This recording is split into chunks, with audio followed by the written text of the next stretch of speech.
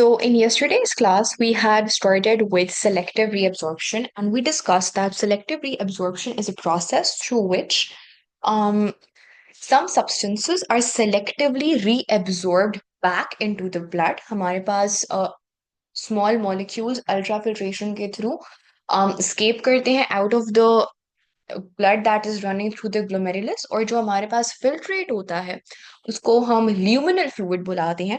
And हमारे पास उस filtrate में बहुत सी यूजफुल चीजें होती हैं which we do not want to lose, so that stuff has to be reabsorbed back into the blood, and that process is very selective. And not only is it selective, but it is an active process, and we are going to study how and why it is an active process. Okay, we just had a brief introduction of this PCT wall, कि हमारे पास जो PCT है it is essentially a tube. Obviously हमारे पास कोई भी tube होती है उसकी साइड्स होती हैं। वो अगर हम बायोलॉजी में किसी हॉलो ट्यूब की बात कर रहे हैं तो डेफिनेटली वो सेल से बनी हुई होगी, because cell is a basic structural and functional unit of life. We basically looked at the structures of the proximal convoluted tubule cells, and we said that हमारे पास जो proximal convoluted tubule के cells होती हैं वो cells एक side पर face कर रहे होते हैं पीसीटी के ल्यूमेन को। दैट इज कि हमारे पास ये जो है ये हमारा पीसीटी है, एंड ऑब्वियसली इसके हम जो वो हैं क्या कहते हैं क्या कहते हैं जो वॉल्स हैं उस पे हमारे पास पीसीटी सेल्स हैं ना। पीसीटी सेल्स जो हैं वो एक साइड पर ल्यूमेन को फेस कर रहे होते हैं। सेल मेम्ब्रेन की वो side which is exposed or which is facing the lumen is known as the luminal membrane. So the cell membrane facing the luminal fluid or the PCT lumen is known as the luminal membrane. Then we have a membrane which is facing the blood capillaries which are continuous with the tubular segment. वो हमारे पास basal या बेसोलेटरल membrane होती है। You need to know these names because अभी जब हम reabsorption पढ़ेंगे अगर ये नाम बेसल मेम्ब्रेन्स ल्यूमिनल मेम्ब्रेन्स पता होंगे, इनकी लोकेशंस पता होंगी, रीअब्जॉर्प्शन का जो पूरा कॉन्सेप्ट है वो आसान हो जाएगा। Reabsorption is a topic which can come as a 6 marker question, as a 5 marker question. तो reabsorption से long essay questions आ सकते हैं. So I want you all to understand it perfectly in today's class.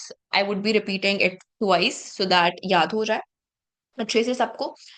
But any questions about the labelings and anything? I think so कल की class में सब clear हो गया होगा.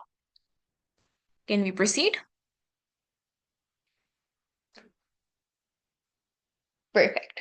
अच्छा, अभी हम एक पर्टिकुलर एक पर्टिकुलर पीसीटी सेल को देखेंगे. सो लेट्स सी हम इस पूरे पीसीटी सेल को मैग्नीफाई करके देखते हैं, and let's see what happens. So this is one PCT cell.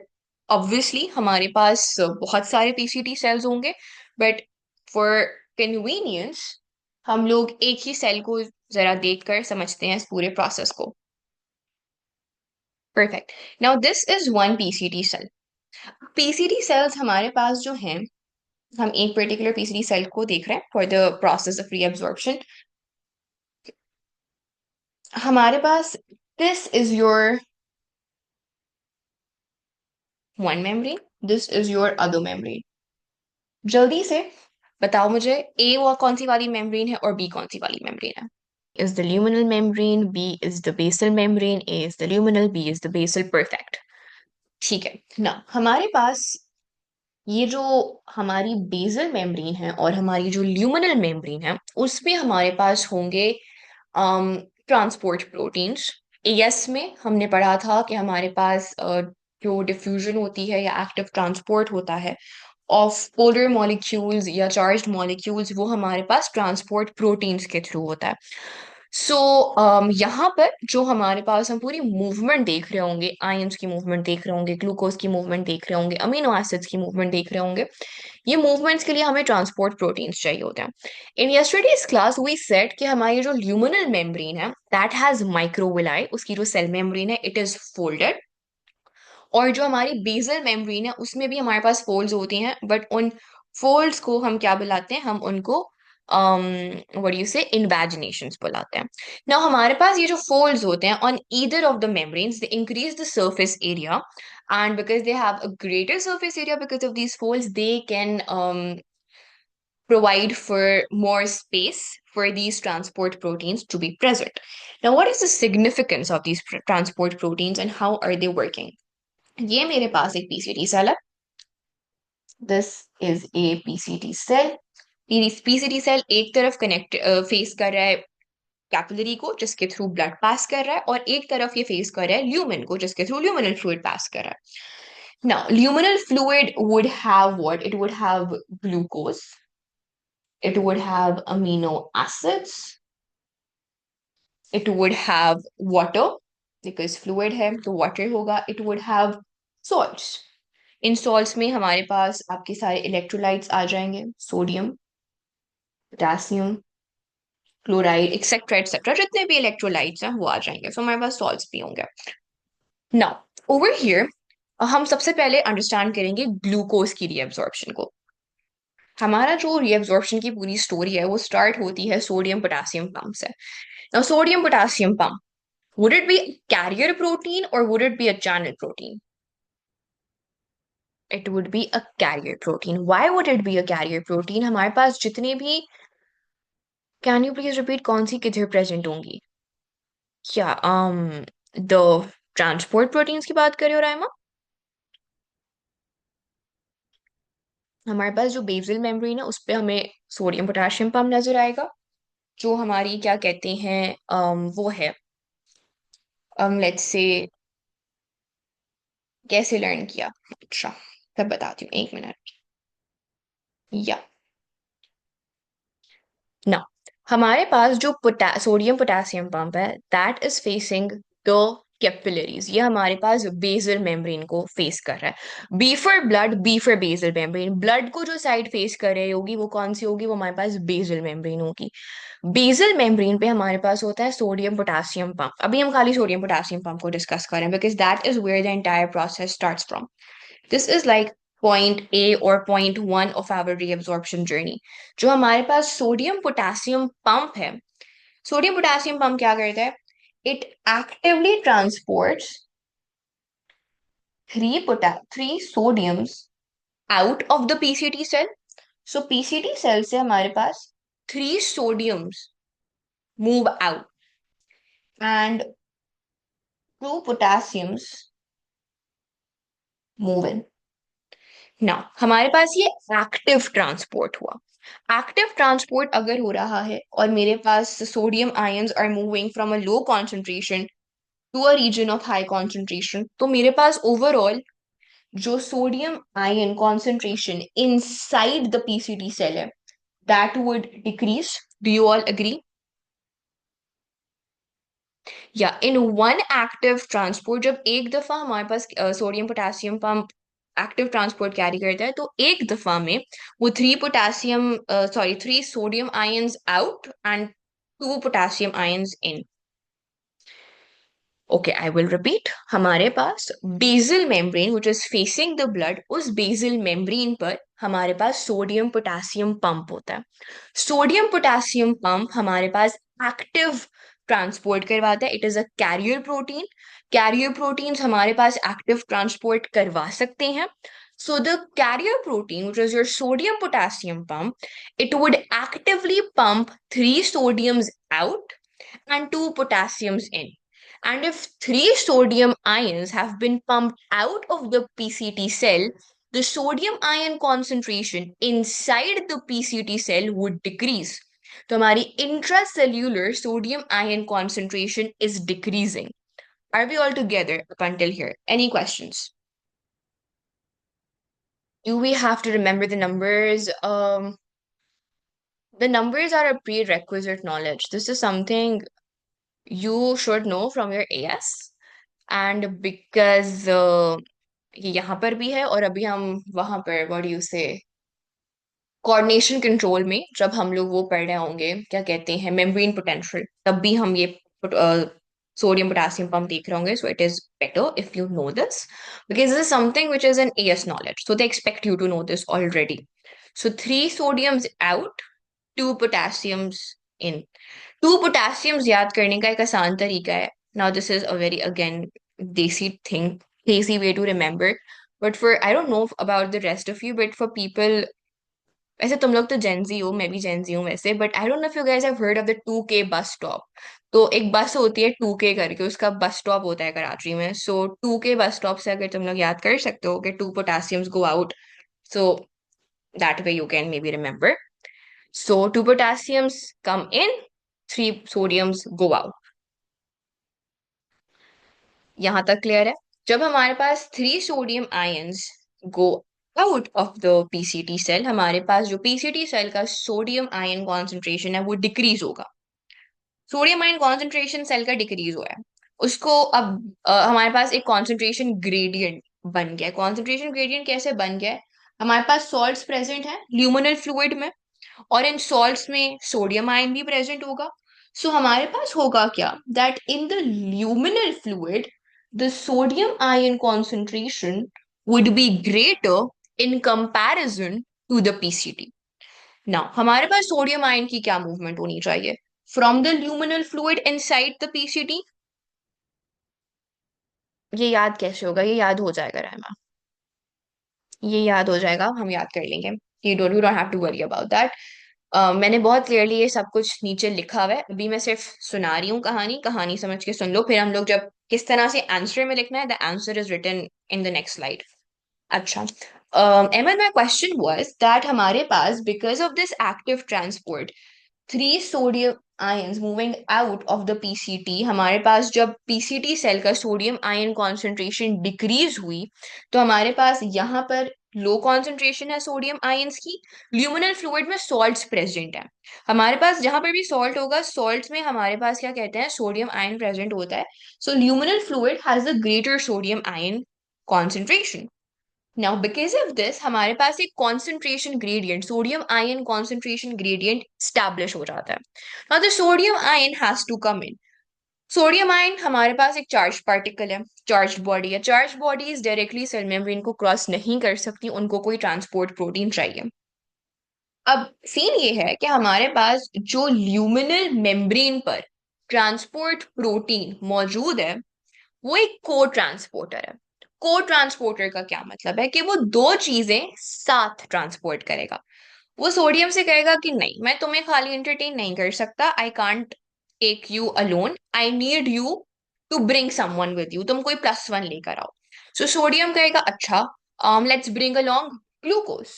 So what happens is that when the sodium is moving from the luminal fluid back into the PCT, down the concentration gradient, glucose tags along.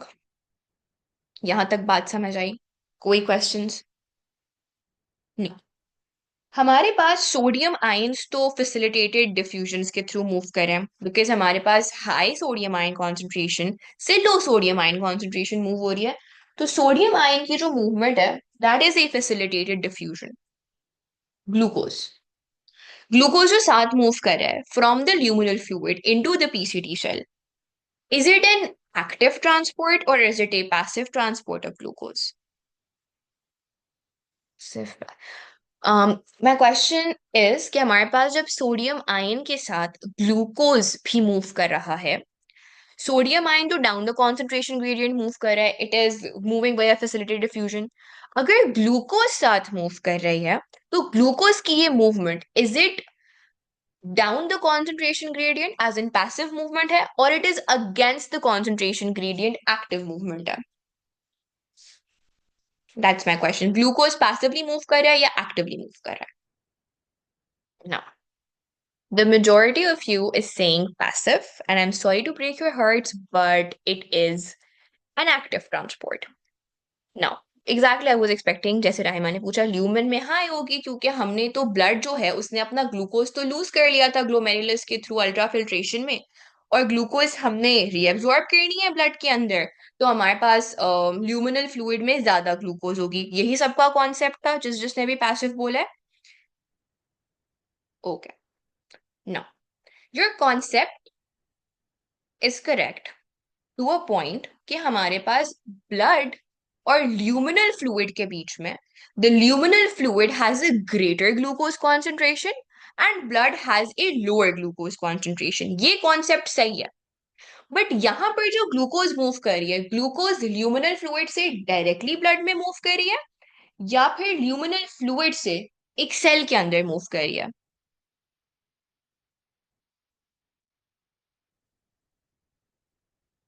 Cell के अंदर move कर रही है। अच्छा, यहाँ पे हमारे ने बहुत इंटरेस्टिंग क्वेश्चन रेज किया और हमारे के क्वेश्चन में ही आप सबका आंसर है। हमारा सेड कि glucose is present in PCT cell cause for aerobic respiration, जिससे एटीपी बनता है। सो आपका जो ये पीसीटी सेल है ना, इसमें ग्लूकोज मौजूद है। आपके पीसीटी सेल को ग्लूकोज की जरूरत नहीं है। ग्लूकोज हमें कहाँ भेजनी है? हमें ब्लड को भेजनी है।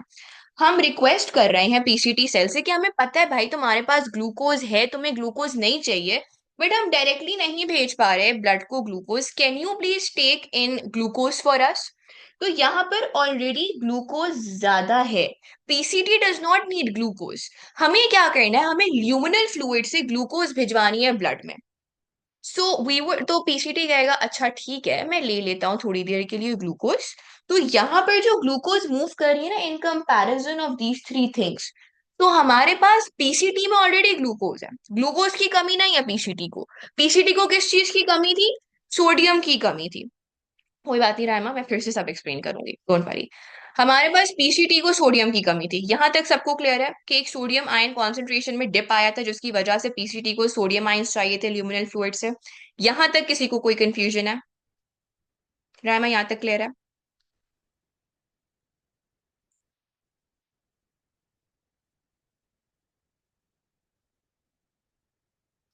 नहीं क्लियर? कोई बात नहीं, हम फिर से करेंगे। It's okay. I am so sorry guys, just give me 5 minutes, I am gonna go over it again. हमारे पास एक सोडियम पोटेशियम पंप है, ठीक है? ये जो सोडियम पोटेशियम पंप है, यहाँ पर एक्टिव ट्रांसपोर्ट होती है, ठीक है रायमा? एक्टिव ट्रांसपोर्ट कैसे होती है? ये जो सोडियम आयंस है, they actively move out of the PCT cell और पोटेशियम आयंस अंदर आते हैं। हमें पोटेशियम आयंस को से कोई भी सरोकार नहीं है। We are just concern with sodium over here. Sodium PCT cell से बाहर चला गया। सोडियम पीसीटी सेल से बाहर चला गया, तो यहाँ पर जो सोडियम आयन कॉन्सेंट्रेशन है वो कम हो गई Raima. Is that correct? Perfect. Luminal fluid में ग्लूकोज या अमीनो एसिड्स हैं, वाटर है, सॉल्ट्स हैं। सॉल्ट से हमारे पास सोडियम आयंस प्रेजेंट होते हैं। सो अगर हम कंपेयर करें पीसीटी सेल के सोडियम कॉन्सेंट्रेशन को और ल्यूमिनल फ्लूइड के सोडियम कॉन्सेंट्रेशन को, सो क्या हमारे पास एक कॉन्सेंट्रेशन ग्रेडियंट यहाँ पर स्टैब्लिश हो रहा है? जी रायमा you... मिस, अगर यहाँ पे सोडियम की कंसंट्रेशन लाइक लो है, तो व्हेन इट्स मूविंग आउट, तो like it's going against the concentration gradient जब सोडियम मूव आउट कर रहा है। यहाँ पर या this part. Yes, this is an active transport ना, क्योंकि पंप हो रहा है। पंप का वर्ड जहां पर भी आता है दैट या मीन्स कि एक्टिव ट्रांसपोर्ट है। This is active transport. इस एक्टिव ट्रांसपोर्ट जब हुई तो हमारे पास ऑलरेडी जो सोडियम कम था वो और ज्यादा कम हो जाएगा। यस। जब ये सोडियम कम हो जाएगा तो हमारे पास नेचुरली डिफ्यूजन होनी चाहिए। डिफ्यूजन इस तरह से होनी चाहिए। यस। सोडियम एक चार्ज बॉडी है, सोडियम डायरेक्टली मूव नहीं कर सकता across the membrane. It needs a transport protein. यहाँ पर अकेले सोडियम को कोई लेकर जाए ऐसी कोई गाड़ी अवेलेबल नहीं है सोडियम के पास। So the whatever driver who is responsible to take in sodium, वो कहेगा मुझे दो पैसेंजर्स चाहिए, मैं एक पैसेंजर के लिए अपनी गाड़ी नहीं चलाऊंगा। तो sodium is like, okay, I can bring along glucose with me. So the sodium moves across this sodium glucose co-transporter down the concentration gradient। और ये सोडियम की क्या है? ये सोडियम की फैसिलिटेटेड डिफ्यूजन है। यहां तक क्लियर हुआ रहा है ना? Yes miss. ना, मिस, ये तो एनर्जी के बगैर है ना, बिकॉज इट्स डिफ्यूजन। यस, ये एनर्जी के बगैर है। अब हमारे ठीक। पास आ जाओ ग्लूकोज। ये ग्लूकोज को अपने साथ ला रहे हैं। Glucose is tagging along as a +1। ना मैंने क्वेश्चन ये पूछा था कि जब ग्लूकोज ल्यूमिनल फ्लूइड से पीसीटी सेल के अंदर आ रही है, सो ग्लूकोज डिफ्यूज हो रही है या ग्लूकोज का एक्टिव ट्रांसपोर्ट है? Now, when this glucose is coming from the luminal fluid into the PCT cell, glucose is moving against the concentration gradient और ये ग्लूकोज का एक्टिव ट्रांसपोर्ट हो रहा है. क्लियर है राहिमा? लेकिन if it's facilitated diffusion for sodium और वो उसके साथ ही आ रहा है तो shouldn't for both of them like the same process should be involved because it's going through the same co-transporter protein. हमारे पास डिफ्यूजन और एक्टिव ट्रांसपोर्ट को हम with respect to high to low concentration and low to high concentration समझते हैं. ये समझ, this is secondary Yes. Active transport. ठीक है, हमारे पास सोडियम हाई कॉन्सेंट्रेशन से लो कॉन्सेंट्रेशन में जा रहा है, सोडियम डिफ्यूज हो रहा है. बट हमारे पास जो ग्लूकोज है वो लो कॉन्सेंट्रेशन से हाई कॉन्सेंट्रेशन में जा रहा है, क्योंकि पीसीटी सेल के पास ऑलरेडी ग्लूकोज है, जिस तरह तमाम सेल्स के पास होती है for aerobic respiration. It does not have any glucose needs.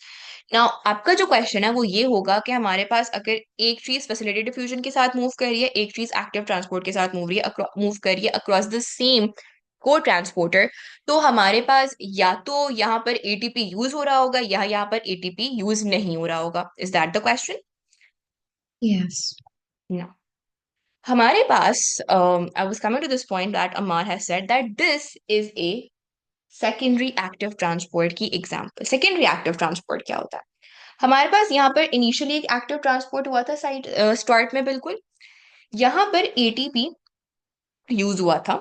ठीक है, ये हमारे पास हमारा प्राइमरी एक्टिव ट्रांसपोर्ट था विच यूटिलाइज्ड एटीपी. ठीक है, this was your primary active transport which used ATP. इस एक्टिव ट्रांसपोर्ट की वजह से हमारे पास एक कॉन्सेंट्रेशन ग्रेडियंट बना. जब ये कॉन्सेंट्रेशन ग्रेडियंट बना, इस कॉन्सेंट्रेशन ग्रेडियंट की वजह से the sodium moved down the concentration gradient where the facilitated diffusion. Sodium हमारे पास एक चार्ज्ड बॉडी है, और for those of you done AS with me और मेरे साथ sucro proton sorry hydrogen sucrose cotransporter पढ़ा, उस वक्त ही मैंने समझाया था. या फिर अभी हम कर कर आ रहे हैं प्रोटॉन ग्रेडियंट फोर्स. हमने कहा था जब हाइड्रोजन आयन मूव करता है थ्रू द चैनल प्रोटीन जो कि आपके स्टॉक्ड पार्टिकल के अंदर होती है, उस हाइड्रोजन आयन की एक इलेक्ट्रिक पोटेंशियल एनर्जी होती है, क्योंकि वो एक चार्ज बॉडी है. हर चार्ज बॉडी की एक इलेक्ट्रिक पोटेंशियल एनर्जी होती है, और जब भी एक चार्ज बॉडी एक पॉइंट से दूसरे पॉइंट मूव होती है वो इलेक्ट्रिक पोटेंशियल एनर्जी रिलीज हो रही होती है, और वो एनर्जी जो रिलीज हो रही होती है वो स्टॉक पार्टिकल को रोटेट करने में काम आती है. ये याद है सबको? Anybody who does not know of this concept मैं जल्दी से वो भी रिपीट कर दूंगी, मुझे कोई मसला नहीं है. हमारे रिपीट करूंगी कॉन्सेप्ट. अच्छा, अमार, सोडियम आयन के ऊपर एक पॉजिटिव चार्ज है. Is there a charge on sodium ion? Is it a charged body? Physics में एक टर्म पढ़ी होगी वोल्टेज की, पोटेंशियल डिफरेंस की, या फिर इलेक्ट्रिक पोटेंशियल की, पढ़ी है फिजिक्स में. एक फॉर्मूला होता है वर्क डॉन, माशाल्लाह, work done per unit charge, पढ़ा है? वर्क डन को हम एनर्जी भी कह सकते हैं.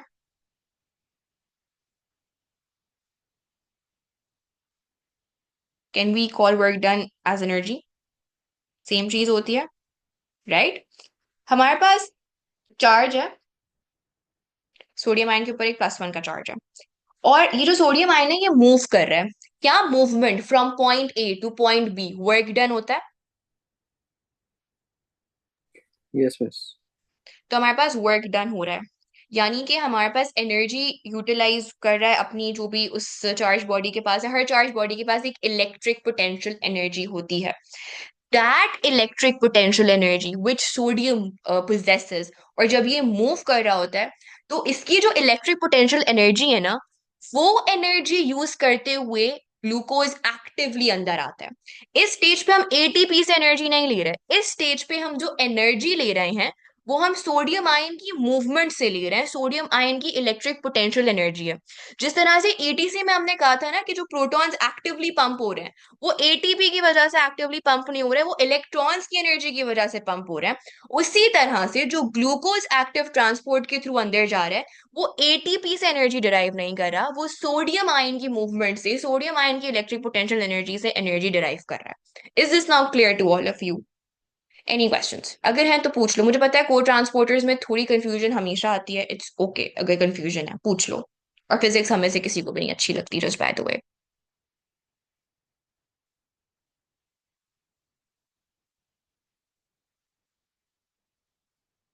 सो सेकेंडरी एक्टिव ट्रांसपोर्ट एक ऐसा एक्टिव ट्रांसपोर्ट होता है जो कि हमारे पास डायरेक्टली एटीपी को यूज नहीं कर रहा होता। प्राइमरी एक्टिव ट्रांसपोर्ट में हमने एटीपी देखा, वहां पे एटीपी यूज हो रहा था।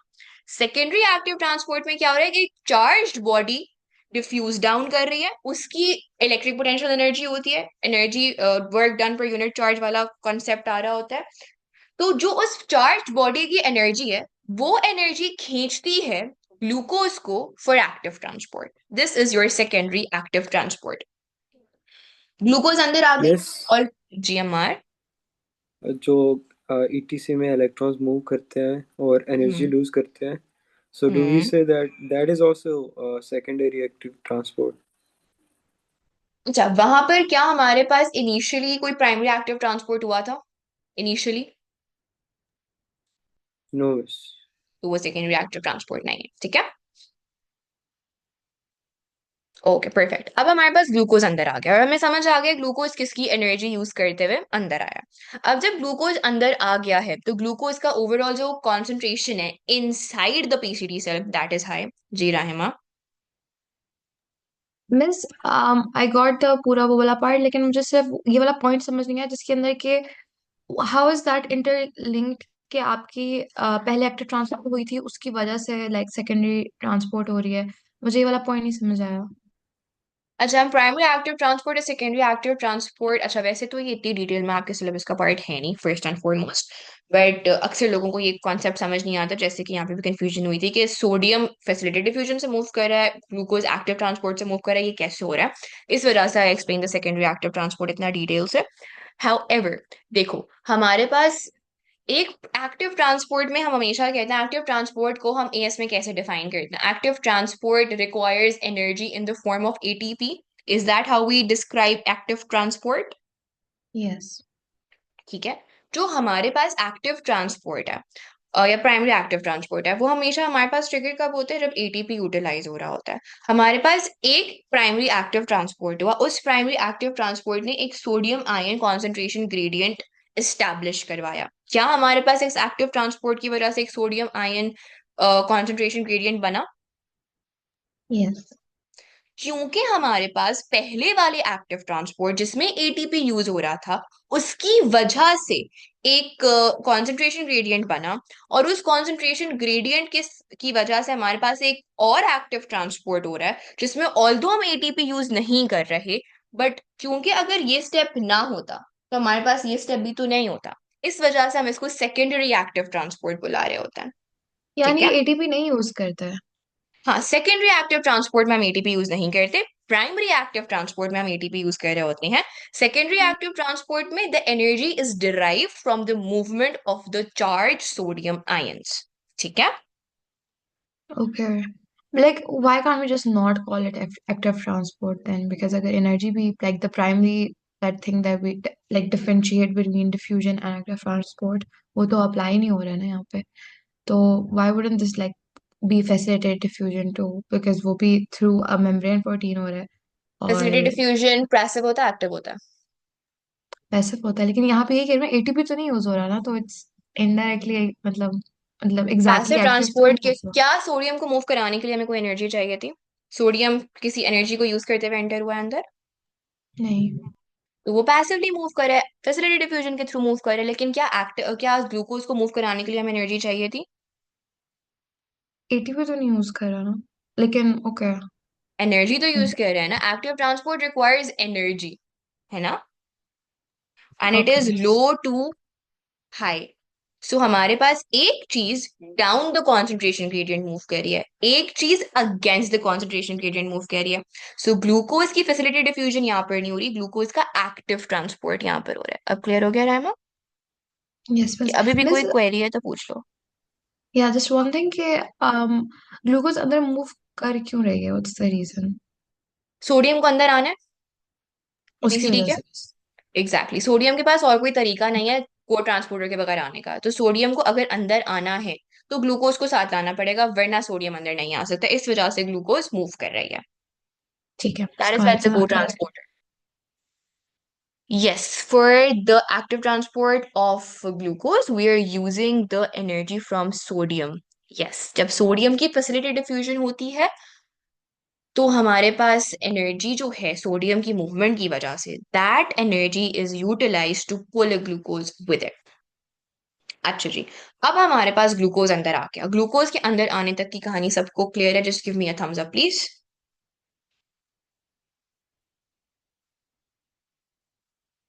परफेक्ट। अब ग्लूकोज अंदर आ गया है, पीसीटी सेल के अंदर ग्लूकोज की कॉन्सेंट्रेशन ओवरऑल बढ़ गई है। Now, this glucose, because it has a higher concentration in the PCT cell, or glucose की concentration in the blood is lower, this glucose can easily move from the PCT to the blood. Now, AS में हमने पढ़े थे glutes और arts. Glutes क्या होता है? Glucose को मूव करने वाले ट्रांसपोर्ट प्रोटीन्स या चैनल प्रोटीन्स, और हमारे पास आर्ट्स अमीनो एसिड्स के ट्रांसपोर्ट प्रोटीन्स होते हैं। Now, the glucose would move through glutes down the concentration gradient and would enter into the blood. This would be the facilitated diffusion of glucose. So glucose का active transport होता है from the luminal fluid into the PCT. PCT में आती है, PCT की glucose concentration बढ़ गई, glucose would move down the concentration gradient for to enter into the blood via the glutes. Is this clear? Any questions?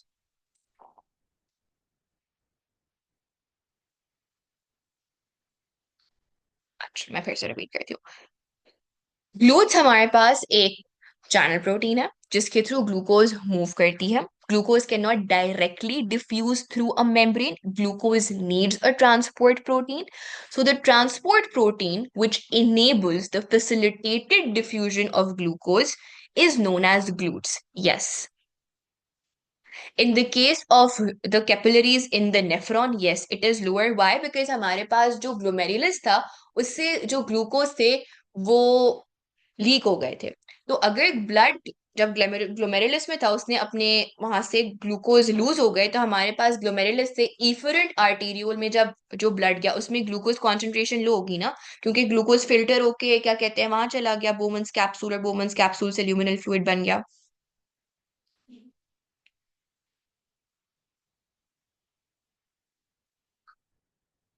Perfect. Basically high glucose concentration होगी जब PCT cell में, तो glute से facility diffusion करते हुए बाहर निकलेगा। Yes, बिल्कुल सही है।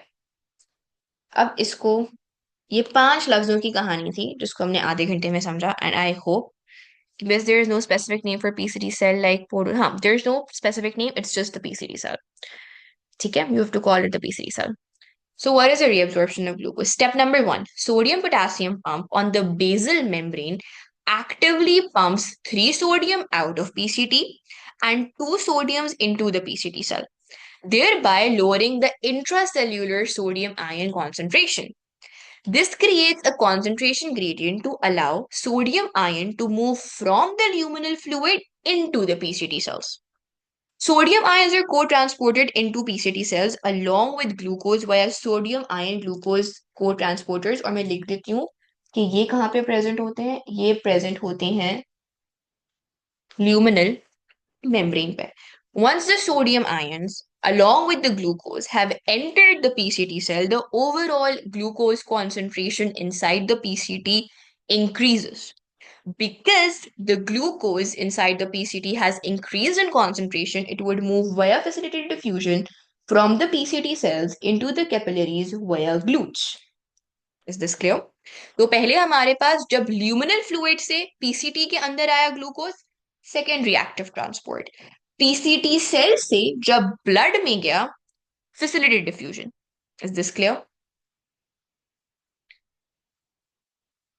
Any questions? Anything you guys want me to repeat?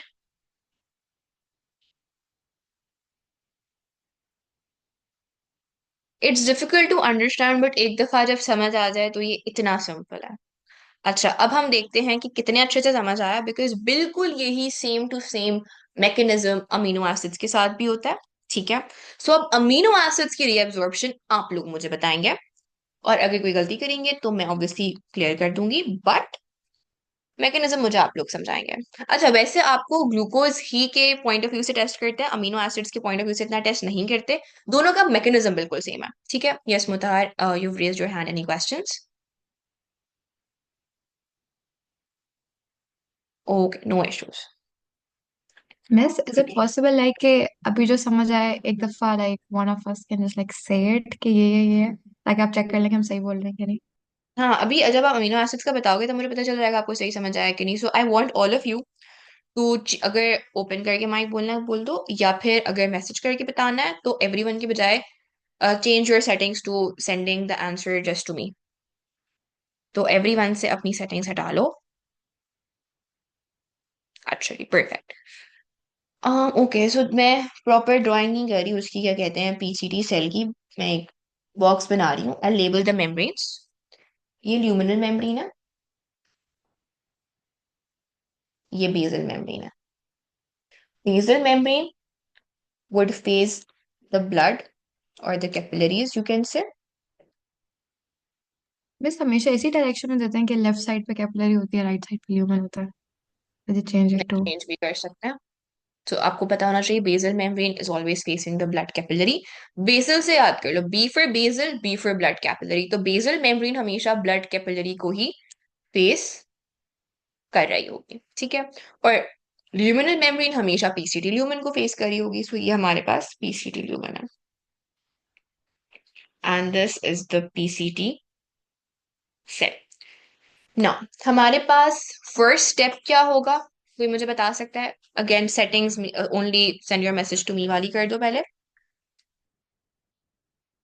Okay, perfect.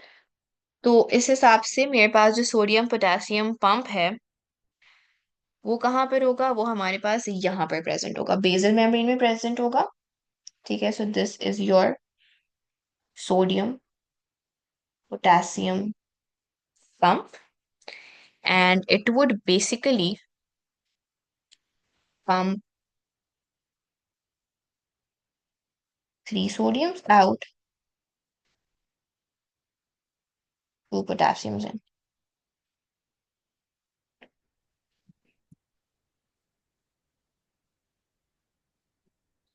अच्छा, फॉर दोज ऑफ यू जिनको ये प्रॉब्लम हो रही है कि हम 3 सोडियम और 2 पोटेशियम्स कैसे याद रखें, I have an easy way for you to remember. Sorry, मैं 1 मिनट के लिए होल्ड करके एसोसिएशन समझा देती हूँ। 1 2 3, ABCDEFGHIJ के LMNOP। के पहले आता है, टू पहले आता है, काउंटिंग में टू पहले आता है, अल्फाबेटिकल ऑर्डर में के पहले आता है। तो हमारे पास 2 पोटेशियम्स एंड, सॉरी, एन। चलिए, मुझे सही एबीसीडी याद है, के पहले ही आता है ना, ABCDEFGHIJ के, हाँ के पहले ही आता है। सो के पहले आता है, टू पहले आता है, सो 2 के। 3 comes later in the counting, N comes later in the alphabetical order. So 3 sodium. अब याद रहेगा। एंड अगर S से भी याद करना है तो S comes later in the alphabet. So 3 sodiums. Okay. Now once हमारे पास ये active transport हो जाएगी तो हमारे पास, as you guys mentioned, concentration of sodium decreases. At this point, एक सेकंड के लिए मुझे भी लगा मैं ABCD भूल गई हूँ। अच्छा, तो हमारे पास सोडियम की जो concentration inside the PCT cell है वो कम हो गई। सोडियम की यहाँ पर कॉन्सेंट्रेशन ज्यादा है। अब हमारे पास, हम अमीनो एसिड्स की रीअब्जॉर्प्शन करें, अगर ग्लूकोज की भी बता रहे हैं, चलो ग्लूकोज की भी बता दो। सोडियम को अंदर आना है पीसीटी के, क्योंकि नेचुरली हमारे पास पैसिव ट्रांसपोर्ट में यही होता है कि हाई टू लो मूवमेंट होती है। Now high to low movement होती है, कैसे आएगा सोडियम वापस? What's the pathway for sodium to come? Glucose को साथ लाएगा। हमारे पास जब भी दो चीजें साथ आ रही होती हैं, ऐसे प्रोटीन को क्या बुलाते हैं? को ट्रांसपोर्टर प्रोटीन बुलाते हैं। सो यू वुड राइट को ट्रांसपोर्टर। सोडियम ग्लूकोज को ट्रांसपोर्टर लिखना चाहो, को ट्रांसपोर्टर लिख दो। खाली को ट्रांसपोर्टर प्रोटीन लिखना चाहो, वो भी एक्सेप्टेबल है। सो ये हमारे पास क्या होगा? दिस वुड बी आवर को ट्रांसपोर्टर। को ट्रांसपोर्टर को दो चीजें मूव करवानी है, तो हमारे पास सोडियम आया। अच्छा, सब लोग मुझे ग्लूकोज के एस्पेक्ट से समझा रहे हैं, चलो हम ग्लूकोज के एस्पेक्ट से कर लेते हैं। ये हो गई फैसिलिटेटेड डिफ्यूजन। ग्लूकोज, पीसीटी के पास अपनी ग्लूकोज बहुत है, लेकिन हमें ग्लूकोज भेजनी है क्योंकि और कोई बीच में रास्ता नहीं है ब्लड तक ग्लूकोज पहुंचाने का। सो ग्लूकोज को ट्रांसपोर्टर के थ्रू मूव करेगी। कैसे मूव करेगी? एक्टिव ट्रांसपोर्ट के थ्रू मूव करेगी, जिसको हम सेकेंडरी एक्टिव ट्रांसपोर्ट भी बुलाते हैं। Very good. Once the glucose is inside the PCT cell, हमारे पास क्या कहते हैं? Glucose concentration in the PCT has increase. अब क्या होगा? ग्लूकोज ब्लड तक कैसे पहुंचेगी? Very good. तो हमारे पास ग्लूट्स हमारे पास एक ट्रांसपोर्ट प्रोटीन है जो कि लेके जाएगा ग्लूकोज को ब्लड तक via facilitated diffusion. So this is your glutes। और इस तरह से हमारे पास जो ग्लूकोज है वो कहाँ पर आ गई? ब्लड के पास वापस आ गई। Yes, the glucose moves down the concentration gradient via the glutes protein into the blood through facilitated diffusion। Very good, almost सबको ये कहानी याद हो गई है। I am very happy, very proud of you. Yes, what are the questions? Throw them in. Miss, आपने carrier protein शुरू में एक मेंशन की थी, वो कहाँ पे थी? I can not potassium recall. Pump. Sodium potassium pump is a miss carrier अभी protein आवाज जो कि कट गई active। थी। Sodium potassium pump. यस, जिस तरह से एंड पूरी यू ग्लूकोज की कहानी है जी Rahima. And you told why a carrier protein, not a channel protein? What was the reasoning? Because only carrier proteins can carry out active transport. ATP को वही यूज करते हैं। Sodium potassium ATPase pump उसका पूरा नाम होता है, but you only have to know it as sodium potassium pump. हमारे पास जो कैरियर प्रोटीन्स एटीपी को यूज करते हुए एक्टिव ट्रांसपोर्ट करते हैं, वो पंप्स कहलाते हैं। एंड हमारे पास जो चैनल प्रोटीन्स हैं, उनके पास क्या कहते हैं? एक्टिव ट्रांसपोर्ट की एटीपी वाले मैकेनिज्म से करने की एबिलिटी नहीं होती। Okay, miss. ठीक है। somebody asked that amino acids के बारे में, बिल्कुल जिस तरह हमारे पास ग्लूकोज का सेकेंडरी एक्टिव ट्रांसपोर्ट होता है, बिल्कुल उसी तरह से अमीनो एसिड्स का भी सेकेंडरी एक्टिव ट्रांसपोर्ट होता है। जब नोट्स आएंगे तो मैं अमीनो एसिड्स का, ऐसे अमीनो एसिड्स का वो पूछते नहीं, बट यही पूरी कहानी होगी। ग्लूकोज की जगह हम लोग अमीनो एसिड्स लिख देंगे, और ग्लूट्स की जगह हमारे पास अमीनो एसिड्स का जो वो होता है चैनल प्रोटीन, वो होता है आर्च। तो ये amino arch basically stands for amino acid transporters. Glutes का मतलब होता है ग्लूकोज ट्रांसपोर्टर्स। तो glutes is your glucose transporter for facilitated diffusion, and ARTS is your amino acid transporter for facilitated diffusion. The class would end at 8:10, 8:15. एक second. There's another question in the chat box. Let me read that. Yes, Raima, you've raised your hand. Yes, miss. Miss, how do we mention the basal membrane, luminary membrane? Just I was trying to sentence it. I was saying that the three sodium ions move out of the PCT cell. Would we say via the basal membrane through the Na plus K plus You wala would pump? say that a sodium potassium pump on the basal membrane pumps three sodiums out, due to which the intracellular sodium ion concentration decreases, establishing a sodium ion concentration gradient. Is this clear? Yes, miss.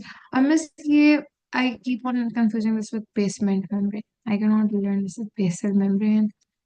तो इसकी कोई trick होगी? इसकी trick सोचनी पड़ेगी, कुछ सोच के बताती हूँ। कल तक का टाइम दो, let me think about it. Okay.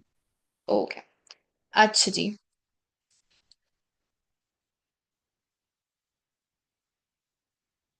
Yes, English, and you know what? Honestly, when I'm checking bio papers, मेरा दिल चाहता है मैं साइड में ना इंग्लिश राइटिंग टीचर भी बन जाऊं, बिकॉज एक दफा मुझे कुछ किसी के मैंने शायद पेपर पे लिखा हुआ भी है, can't help the grammar Nazi in me, your writing skills are important. ठीक है, मार्क्स मुझे पता है बायो में मार्किंग पॉइंट्स पर ही मिलते हैं, बट अगर कोहेरेंट आंसर्स नहीं होंगे, ऑल ओवर द प्लेस होंगे, तो एग्जामिनर की तब जाएगी। Trust me, your writing Miss, skills are very important. Is anybody saying something? Miss, yeah, I just wanted to ask that 3 sodium ions are pumped out and 2 potassium ions are pumped in, right? Yes, perfect. So मैं आप लोगों की जब assignments check करती हूँ, तो अगर मुझे कहीं पर लगता है कि कहीं पर इम्प्रूवमेंट की जरूरत है, तो मैं वो लिख देती हूँ, मैं आंसर्स रीस्ट्रक्चर भी कर देती हूँ।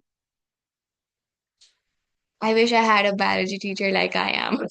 सो sorry for this flex, but I love checking your assignments. मुझे बहुत मजा आता है आप लोगों के असाइनमेंट्स चेक करने में, एंड आई होप मैं आप ये लोग उस सोच रही थी कि फीडबैक को हमें यही इस्तेमाल होता है, करें। कुछ कह रहे हो हमें ये रहमा? होता है कि कोई ऐसी टीचर हो जो कि हमें एग्जैक्टली बता दें कि क्या ऐड होने वाला है, not just pasting the marking scheme और like a sample answer but telling we did it wrong, and that's how you do it, so अल्हम्दुलिल्लाह। मैं यूनी के सेकेंड ईयर में हूँ। My second year just started this week. Yeah, but then I understand because like when I was a student of O levels and A levels or अभी भी मुझे होता है कि भाई मुझे proper feedback चाहिए। I mean like I want a person when we're studying ना, doctor patient relationships पढ़ रहे होते हैं या client therapist relationships पढ़ रहे होते हैं, it is very important as a healthcare practitioner and even a service provider. I was having this discussion the other day with someone that as doctors, as therapists and as teachers, ये तीन professions ऐसे हैं जहाँ पे आप service provide कर रहे हो and somebody is trusting you with their future, with their lives. You need to take that responsibility seriously और आपका एक एक individual subject um, is like your own problem. So मुझे ना कल I was saying this to someone that I don't understand those teachers जो बच्चों को कह देते हैं कि इसमें तो आपका नुकसान है, मेरा कोई नुकसान नहीं है। बिकॉज अगर मेरे बच्चे का नुकसान है तो वो इक्वली मेरा भी नुकसान है। So your achievement is my achievement and your loss is my loss. So it is important that I am there for you. मेरा काम सिर्फ पढ़ाना नहीं है, बल्कि पेपर किस तरह से अटेम्प्ट करना है या वो कॉन्सेप्ट किस तरह से अप्लाई करने हैं वो आप लोगों को आने चाहिए। एंड दैट्स वाई मुझे होता है कि अगर एक बच्चे का भी कॉन्सेप्ट नहीं क्लियर हुआ, मैं तब तक पढ़ाती रहूं, चाहे बाकी बच्चे बोलें कि मिस प्लीज आगे बढ़ जाएं, बस हो गई है आपकी आवाज सुन सुन के। मिस वी गॉट लकी, पता नहीं कौन सा हमने कोई ऐसा किया था जो हमें literally You know, literally my अल्हम्दुलिल्लाह। A levels bio teacher was amazing. My A levels bio teacher was amazing, and because I've studied English literature back in O levels, A levels as an additional subject, trust me, English teachers are dream teachers. तो जो मेरे अंदर bio की knowledge है, that's because of my A level bio teacher. And जो मेरे अंदर ये एक्स्ट्रा स्वीट मिस सारी चीज़ है ना, that I taken from my literature teachers, because they would make sure that, because literature में हम लोग एसेज लिख रहे होते हैं, सो दे यूज टू मेक श्योर कि भाई अगर मैंने ये स्टेटमेंट लिखी है और वो उससे अग्री नहीं करी, तो वो क्यों नहीं अग्री करी। So it's important. अच्छा जी, बीच में मैंने अपनी कहानियों में कुछ मिस तो नहीं कर दिया इम्पोर्टेंट इन द चैट?